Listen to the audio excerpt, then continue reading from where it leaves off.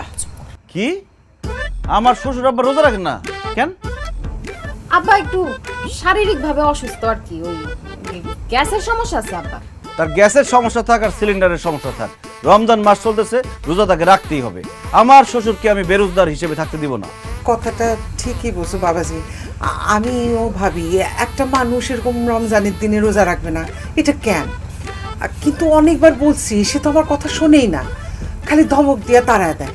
তার ধমক আমি ছুটাইতেছি, সে কালকে থেকে রোজা রাখবে এবং একটু পরে এখানে এসে সেহরি করবে। আমি একটু আসতেছি, একটু অপেক্ষা করেন। শুধু শুধু পারবা না, ঝামেলা করে লাভ নাই। আরে ভুয়া বংশের পোলারা পারে না এমন কোনো কাম আছে নাকি? আব্বা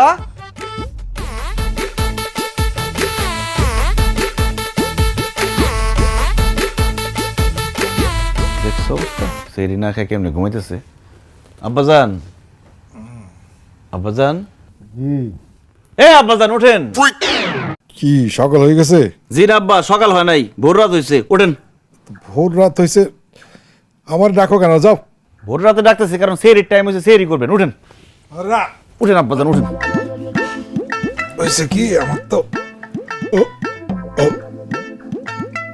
গ্যাসের সমস্যা, মানে এই বেশিক্ষণ না খেয়ে থাকলে এই বুক পেট জ্বালা করে। ডাক্তারে বলছে এবছর রোজা রাখার দরকার নেই, সামনের বছর রাখবো ইনশাল্লাহ।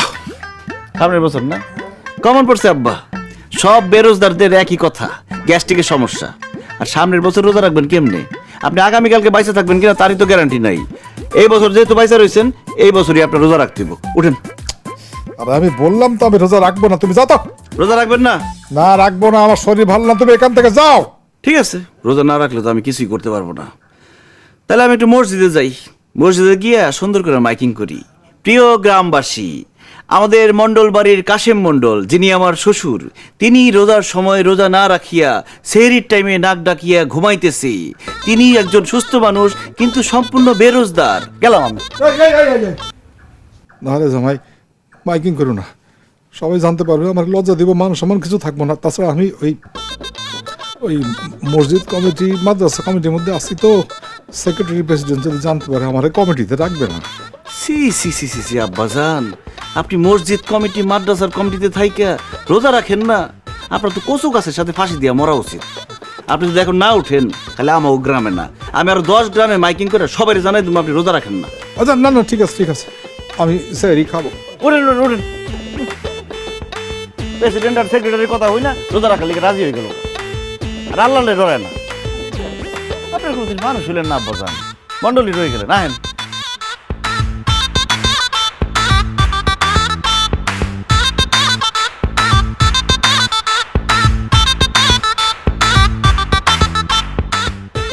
হায় আল্লাহ, জামাই সানি, তুমি কি জাদু জানো নাকি বাবা? ভুইয়া বংশের পোলারা পারে না এমন কোনো কাজ আছে আম্মা? আলহামদুলিল্লাহ। আব্বার একটু বেশি বেশি করে দাও।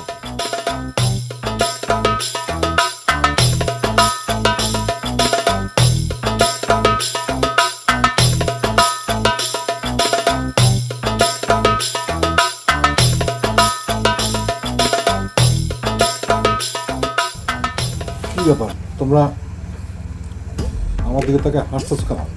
আব্বাজান, আপনারা তো কেউ কোনোদিন সিয়ারি করতে দেখেন নাই, জীবনের প্রথম সিয়ারি করতেছেন, এই খুশিতে সবাই হাসতেছেন। আব্বাজান একটু ভালো ভালো খাবার দাও, তাহলে কালকে সারাদিন আবার রোজা রাখতে পারবো না, খিদে লেগে যাবো গা। আব্বাজান যা যা পারেন খায় নেন, কালকে সারাদিন কিন্তু কিছুই খাইতে পারবেন না।